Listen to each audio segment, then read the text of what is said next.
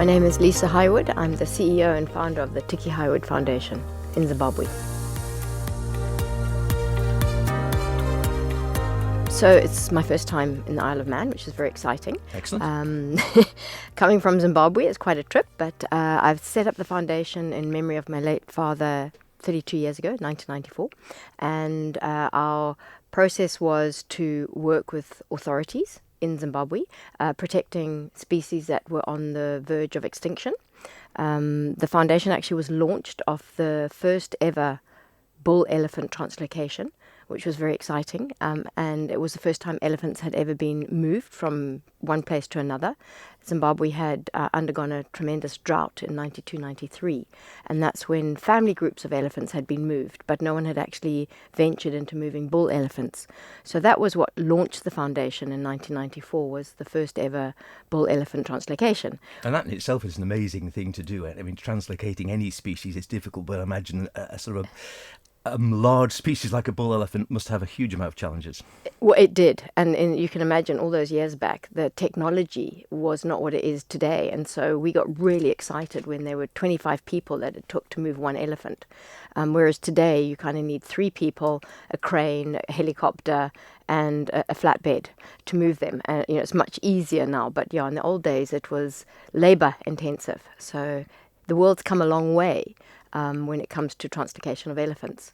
But what happened to me was that I realized that a lot of people around the world are really aware of elephants, and they are there to save and help the plight of the elephants. In Zimbabwe, our elephant population is not on the verge of extinction or even threatened. We've got a very, very healthy, strong population. So I didn't want to kind of reinvent a wheel. I wanted to do something that was incredibly meaningful and something that wasn't being done. And species that are very threatened in Zimbabwe are invariably not known about. So one of the rarest animals in Zimbabwe is actually the Liechtenstein hartebeest, which is a very big antelope, about 160 kg antelope. And in the early days, there were less than 46 left in our entire country. Wow. So that was the first really meaningful endangered species activity that we got involved in. And I think the rest is kind of 30 years of history. From the Liechtenstein, it kind of verged into species such as the pangolin. And we'll come to the pangolin in just one second. I was just going to ask one thing, which was, I dare say a lot of people do know about elephant and elephant plight, and certainly on this side of the world, I think they feel that elephant populations everywhere are under severe threat. But in Zimbabwe, you're saying they hold up well. Is this conservation efforts, protection, or? 100%. No, Zimbabwe is, I would definitely strongly support the fact that Zimbabwe is a forerunner in conservation and has been for many, many years, long before even my time. And I think Botswana also has a good, strong population, as does South Africa. So Zimbabwe, we've always focused on species like elephant, and, our national parks, you can't pretty much go to any national park without seeing elephant. So it's definitely a kudos to the management structure within that country. And then you mentioned there the pangolins, which I think is certainly the sort of crux of your talk here on the Isle of Man, protecting the pangolins. And this is one of the most trafficked, if not the most trafficked mammal globally. But as you just suggested there beforehand, I dare say, again, over in this part of the world, you say pangolin to people and their eyebrows raise. I know I mentioned to a couple of people and someone said, is it a fish? And yeah, I mean, it's incredible that it is so endangered and so widely trafficked and yet so little known globally. Absolutely. And that's one of the biggest problems that we face with the pangolin, is that nobody knows what it is. And they either say, is it a reptile? Is it a penguin? And I think that's always the first step when you're trying to save a species, is you've got to get people to understand the importance and relevance of this species in the ecosystem. I will always refer to the pangolin as the protector of the earth because of how they are and the fact that they've been here for over 80 million years. So for me, it's not the fact that you have to be charismatic, majestic, and iconic. It's, all of us have relevance. It doesn't matter what race we are, what sex we are, we all have relevance. And the same in the animal world for me, is everything has relevance. And those that are not or don't have a big light shone on them, I think that's where an organization such as Tikki Hywood Foundation comes in, because we want to shine a light, and we have for the last 32 years on this particular species. Not because we set out to do it, but because we realized that there was such a tremendous need. So can you, might be a challenge this one, can you describe a pangolin for someone, as you say, a lot of people think, no idea. Can you describe what a pangolin is like? Okay, so I'm going to kind of verge more onto the anthropomorphic description than the scientific description. How's that? That'll do fine. Okay. So a pangolin is a very powerful animal. What do I mean when I say that? When you're in the presence of a pangolin, everything stops. Time is frozen. There wouldn't be such traditional and cultural reverence behind this species if there wasn't something unbelievably special. And it's very difficult to try and get that across to people that have never seen a pangolin or never been in the presence of a pangolin. But they have such unbelievable wisdom. They are a mammal. The way that they nurture their young when it's born is it will blow you away. They actually hold them in their arms, the ground pangolin, and obviously breastfeed. And they nurture that pup by keeping it safe. They roll around the pup. So you don't really have another species in the kingdom, the animal kingdom, that takes care of that baby to that extent. They are fairly territorial, particularly the males, and they have a very soft underbelly.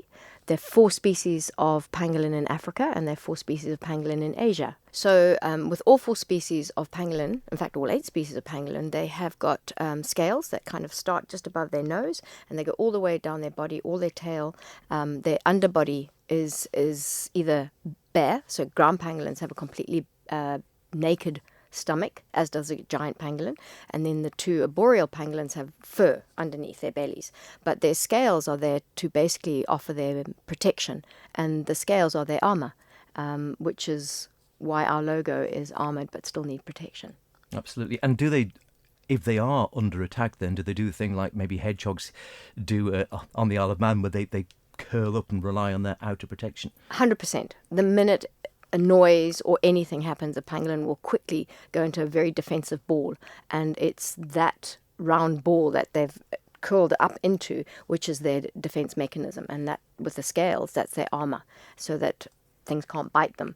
But however, man can pick them up, and that's say that then makes it rather easy for poaching. All 8 species are on Appendix 1 of the CITES Convention, meaning that it has the utmost protection and it cannot be traded.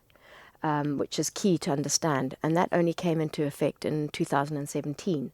So that was one of the first journeys that the Tikki Hywood Foundation played a role in, is to try and make sure that we could elevate the status of the pangolin in order to create awareness for the species. And you are 100% correct. It is the most trafficked mammal on the planet, which is a terrible title to have.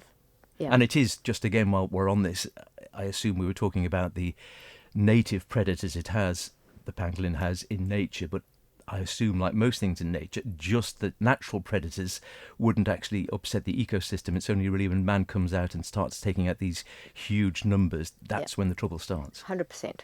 Absolutely. Nature knows how to take care of nature. We're the ones that create the imbalance. And it is incredible. I've never seen one, I'm afraid, yet. I'd like to. I've never, I think, seen one in the flesh, as it were. I've seen videos and obviously pictures of them, and it's an incredible species, again, when you see them, because you wouldn't think from your description there. They have would it be fair to say they have a sort of slightly prehistoric look about them in many ways? Are they a species which, a bit like sort of, alligators and sharks, have they altered very little down the eons? Yeah, I think it's a very fair question.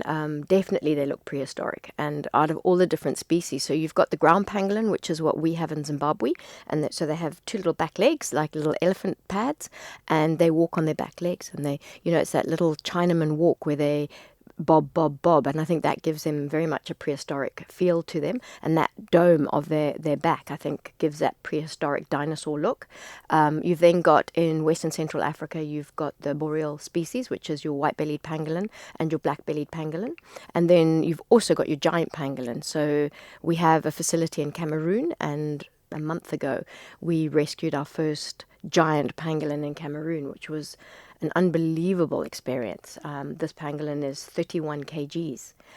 You can imagine an animal covered in armor that's 31 kgs. It took 3 of us to actually carry the pangolin and move the pangolin around. So they have adapted to the life where we are today, and what they eat makes them incredibly specialized. So they only eat ants and termites, and everything that they require they can get from the earth if we left them alone. So man is their biggest threat from poaching and trafficking, but they also have some natural enemies, if I can call it that. So what we find with the work that we do in Zimbabwe is your honey badger. We don't like honey badgers coming anywhere near pangolin because of their tenacity and their determination. They will just keep going at the pangolin, and they can break through the underbelly, and they will try and get that pangolin. You've also got hyena, which is a threat to pangolin. Lions, not so much. Leopards is another one. And then obviously in your western central countries, your birds of prey affect the pangolin as well, because the small arboreal species, the biggest white-bellied pangolin we've worked with is just under 3 kgs, and then you've got your little black-bellied pangolin, and they're tiny. They're not going to get beyond 2 kgs. And if you think about those weights for the pangolin, you can imagine if we took a white-bellied pangolin, let's say an average of, say, 2.1 kgs. Now, that entire body is 2.1 kgs. So if you were to take all the scales off, which is what's traded, you might only get 400 odd, 600 odd grams. So when you hear seizures of tons of pangolin scales in Hong Kong or in Nigeria, you can only imagine what volumes of pangolins have been massacred in order to reach a ton of pangolin scale. And that's what I think a lot of people can't fully appreciate, is the magnitude of this trafficking. And, a species such as a pangolin cannot keep up with these figures. They only have one pup on average a year. We've just been able to confirm that the white-bellied and the ground pangolin have twins, but it's very, very rare. We've only seen one female with twins in Cameroon and one female with twins in Zimbabwe. So that's not your average. They have one pup. So how can the figures of tonnage of trafficked scales, there are not enough animals on the ground to support those. So who is actually trafficking the scales, and why? Because it sounds like on this scale, it sounds like it's an organised business to a degree, albeit an illegal one. And my understanding is that the sort of scales are going into traditional medicines by and large? 100%. So your traditional Chinese medicine is your biggest factor that is at play here. I think what might be important to add at this moment is that for all traditional Chinese medicine, there has not been any scientific proof that the over 400 uses of pangolin scales within the pharmacopoeia of the Chinese base actually can cure whatever it might be, whether it's arthritis or eczema. There's no proof. So that's terrifying, number one. Number two, for every traditional Chinese medicine using a mammal, so whether it's a seahorse, bear bile, whatever it might be, there is a botanical substitute. That means that no animal actually has to lose its life within their own cultural system. But that's not the case on the ground. And then you have to add that with the volume of people that have been brought up with this tradition, this ancient tradition. It's a lot to have to face and try and deal with. And so, it sounds like a sort of double-edged sword here, because you're obviously having to deal with the poaching and the trafficking and the killing of the animals on the ground, or at least the illegal collecting of them. And then there's also an educational aspect here, because as you say, the problem is, I suppose, particularly within, as you say, ancient Chinese medicines, it's very deeply rooted in the culture there, that people genuinely believe these things are going to cure them. Absolutely.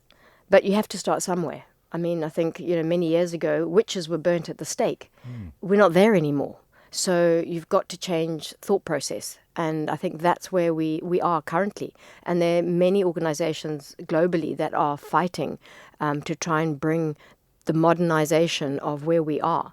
There's lots of animals. There's tiger bones, there's lion bones, there's bear bile, there's shark fin soup, and all the things that sharks can do. So there's lots of things that are wrapped up. It's not just the pangolin. I think where the pangolin kind of got a little bit lost in the hype is they're small. They don't have teeth. So you don't need a weapon. You don't need a vehicle. You don't need a chainsaw to cut the tusks out. It's a very easy animal to traffic. And I think that's why it's silently been slipping towards the brink of extinction because it's been so easy.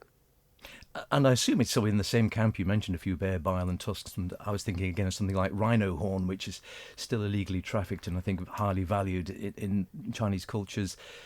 And as far as I understand, they probably both have the same main constituent. It's mostly keratin, a bit like chewing your fingernails.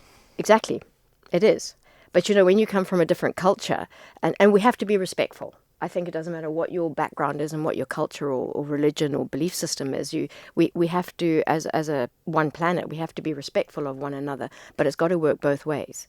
And I think the fact that it's well known that there are there's no scientific proof that these over 400 potential cures using pangolin scale has worked. There must be a substitute now that must be adopted. And I think that's where working with governments is so important, because the government has the power to say yes or no.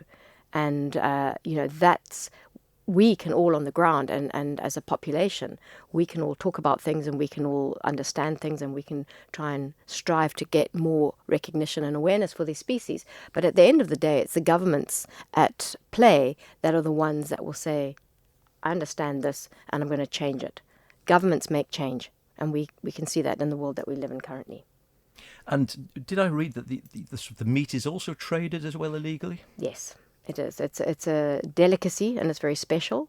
Apparently it tastes like sweet chicken. They call it sweet meat in Cameroon. So that's one of our biggest problems in West Africa, is that the byproduct of the pangolin being eaten, which is the scales in West and Central Africa, that's what's going to the traditional Chinese medicine. But it's actually the local people that are eating pangolins because it's sweet meat. And when we started working in Cameroon, it was horrendous. You would say, well, who hasn't eaten a pangolin? Because you've got to take it at face value that everybody has eaten a pangolin at some point in their lives. Southern Africa, we don't have that. It's not a common thing to eat pangolin in Southern Africa, but in West and Central Africa, everybody eats pangolin. So you've got to also try and change that mentality of, no, this is not a meat that you can eat anymore. And again, that's going to have to come from the governments. The governments are the ones that need to put in the implementation of saying, this is wrong, this is the law that we have of our land, and then enforce it. And that's key. So, there's so many tools that you need in that conservation toolbox in order to have an impact. Would it be possible, and again, this often goes into fairly controversial territory, but in some of these meats, and we're thinking again maybe things like alligators or crocodile, where the meat is eaten, the skin is used in products like boots and handbags and such like, would it be possible to farm the animals legally so that the wild population would then be protected and would thrive? It's a good question, and if I can answer it in two phases. Okay, so number one, the way the pangolin is, i.e. it only has one young, potentially a year, whereas a crocodile lays a clutch of eggs. Mm-hmm. So you can't put farming of crocodiles versus farming of pangolins in the same bracket, because you only get one young a year. Okay, so economically, it's not viable. So I think it's a horrendous thought. I don't think we should farm any species, to be very open and honest with you. But if I take my emotions out of it... No, exactly. There's an ethical issue as well. Yes. Okay. So we take all the ethical out and the welfare out, and we just look at it on an economic base. Okay. So economically, to get pangolins to breed and to have an F1 or F2, which is the one that you'd be able to eat or use the scales for, mm-hmm. It costs too much to get to that point, okay, because it's a very specialized species. There have been zoos over the ages that have tried to do this, and it's cost them millions of dollars just to keep the pangolins in captivity. Okay, so that's number one. Number two, why would we want to do this is my question I always ask. Why would we want to perpetuate something that doesn't have any scientific background saying this works? Why should it be a discussion on the table? It shouldn't. There's no proof. This is where we are. This animal's endangered. It's been ridiculously trafficked. This needs to be the solution. Adopt it. So where are we now with the work with the foundation? And obviously here on the Isle of Man, is it something that you're now trying to raise global awareness of the plight of the pangolin, so that obviously, as we all know, if you get enough body, if you get enough mass behind something, that's when it starts to actually have an effect. If that enough people start shouting, then things start happening. Absolutely. And it's key. So my visit here is to create that awareness in the UK. And also, I think having a background and knowing a little bit more about the UK side as opposed to the Isle of Man, because it's the first time I've ever been here, the British people care.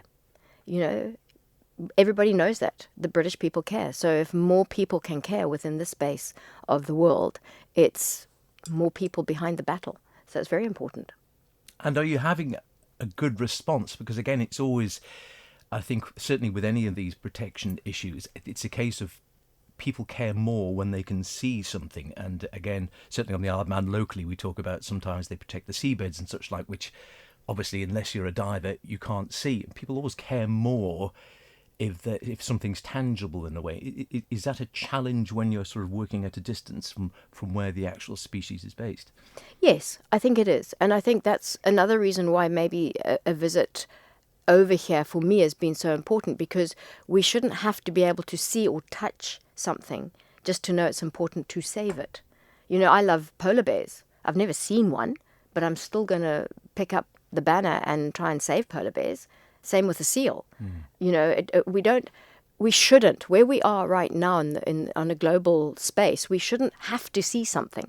We shouldn't have to touch something. I don't believe that animals should be in zoos. I believe we should be protecting our wild spaces so that when we do see an animal, not only is it an unbelievable adventure, but we're seeing that animal in its natural environment doing what it naturally needs to do. These animals that are put into zoos type facilities, they're not doing what they normally would do. A tiger or a lion pacing in a tiny enclosure, that's not the majestic lion that I would see back home in Zimbabwe, lying under an acacia thorn tree after a good meal with his pride. So what are we trying to teach the next generation? Are we trying to say still that it's okay to have animals in cages? I think we need to break out of that space as well. We need to save the green spaces. That's what we need to do. Would you accept it? Because again, this is another ethical issue, and an interesting one. It always fascinates me in that clearly, on the one hand, as you say, that keeping an animal in captivity, you could argue, isn't right, and it never allows the animal to actually live its natural life. I think zoos have improved a lot over the years. An awful lot of the best ones seem to give the animals more space. That it's never going to be able to totally replicate its natural life. On the plus side, if it is a good zoo and provides a good educational facility and tells people about the plight of animals, how they live in the natural, actually interests generations coming through to care about the animals, do you think, in your own view, is that a price worth paying then? Because it then educates generations coming through to actually care about species they might never see, like the lion, like the Siberian tiger, like the polar bear and the pangolin. I think it's a really good question that you've asked. And so I'm only going to answer this as my opinion. So I don't want to get anybody else into trouble. So for me, getting the next generation to care is of paramount importance. Okay, so definitely it's hugely important. But in the modern age that we are, technology is everything. Okay, and I think that when you've seen as much suffering as I've seen in cages and in different facilities, etc., there is something that we should be able to put on the table now with holograms, with excitement, which the next generation is going to be more accepting and ready for, because it is what their generation is interested in than what our generation and our forefathers were doing, which were animals in cages. I do believe where we are with technology, I mean, we've got people in space, for goodness sake. Does the next generation want to actually see an animal pacing in a cage? Or would they prefer to see a hologram where they could walk through it? Or, I think there's a lot more we could do that would have a greater impact on the next generation. And at the same token, we can not let so many animals be put through not such a nice life. And remembering that you've then got the whole exotic pet trade. And that's another discussion for another day. Okay, but that's generated because people want to pet a serval or they want to have a bear. Is that what we want? Do we want people to have bears in a tiny little backyard that could potentially hurt somebody at some point in time? Or like it when it's a cub? I mean, I think there's a massive otter craze, and like it when it's little, but when it gets big in teeth, what do you do then? And you shove it literally into a bottom drawer. The ethics has to come into the play here, and I think the next generation, they are caring, and we need to move forward at their level, not what our forefathers did. And I think, again, you hinted at before the sort of anthropomorphic side of things as well. And I was wondering whether that's something which comes into play with the pangolin, and that species like maybe polar bears, dangerous though they are, have a sort of an anthropomorphic, cuddly feel because they're furry, and ditto something like the giant panda again. Yeah. Look wonderfully cuddly and furry and whatever, and something which is seen as being scaly and perhaps a bit more prehistoric and whatever, even though it's an iconic species and an incredibly caring species as a parent, and as you say, isn't seen as sort of, hasn't got the cuddly factor. Is that something you always have to fight against with some of these sort of species? I think it is, until people get to know. I mean, a pangolin is a very strong-minded individual, so their characters are just everything. I mean, they elude this amazing aura about them, so the cuddliness is kind of there, but in a different way. And so for me, I struggle with the fact that people don't think pangolins are cuddly, because I do, and particularly your smaller arboreal species like the white-bellied and the black-bellied, they are unbelievably beautiful, and the way that their tail just everything about them is like liquid gold. So I think it's just getting to know the animal. And of course, you have a curled pangolin as the logo. Yes, I do. Yes, so I chose the pangolin as a logo because from our Shona culture, only a chief can decide and receive a pangolin. So I wanted to honour my father, Tikki Hywood, and his memory, and that's why I chose the logo of a pangolin for our logo. Never thinking that I would be doing pangolin, just adding that into the whole discussion. It's terrific. Well, the best of luck with the talk. That the foundation itself, we should say, is a broader than just pangolins. Again, it fights for basically conservation issues worldwide. Yes, absolutely.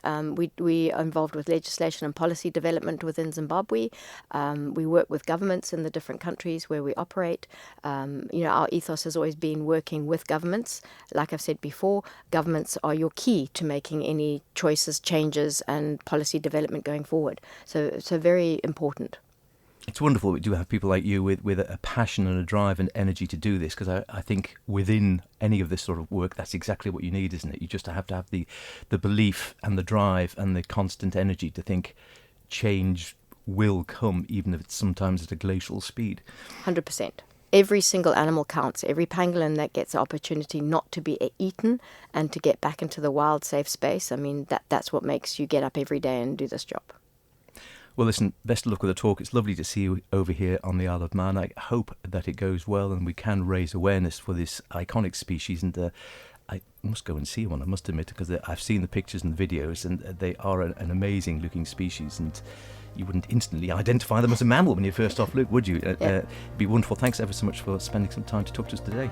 Thank you very much. Appreciate the opportunity.